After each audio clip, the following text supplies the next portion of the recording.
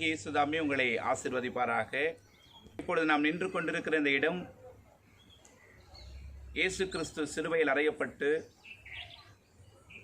இரத்தம் சொட்டுகிறவராக, இரத்தம் வடிகிறதாக ஒரு காட்சியை நாம் பார்த்து கொண்டிருக்கிறோம்.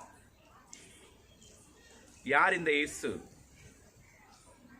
அவருக்கு ஏன் இத்தனை பாடுகள்? கட்டாயம் இதை ஒவ்வொரு உலகத்தில் உள்ள குடிமக்களும் தெரிந்து கொள்ள வேண்டியது அவசியமே.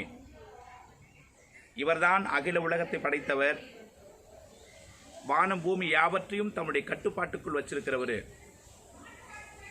மனுஷனுடைய பாவங்களை சுமந்து தீர்க்க வேண்டும் என்கிற ஒரே நோக்கத்திற்காக நீங்களும் நானும் தண்டிக்கப்படக்கூடாது என்கிற நல்ல எண்ணத்திற்காக, நமது பாவங்களுக்காக, நமது சாபங்களுக்காக இவர் பரிகாரி ஆனார்.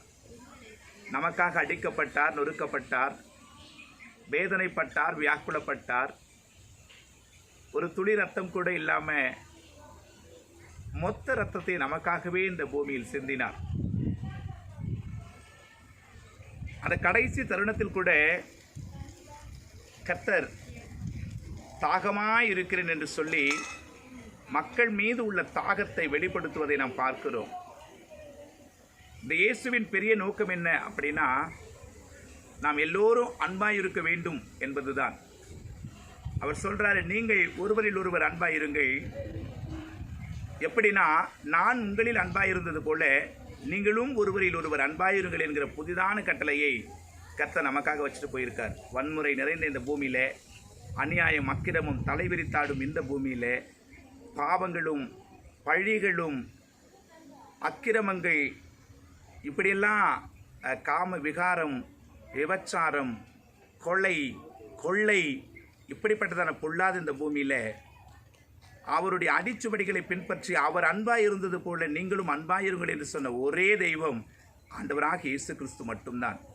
இந்த இயேசு கிறிஸ்து ஒவ்வொரு மனிதனுடைய வாழ்க்கையில் வரும்போது, உள்ளங்களில் வரும்பொழுது, அவனுடைய வாழ்க்கை, உள்ளம், சமுதாயம் எல்லாமே மாறும்.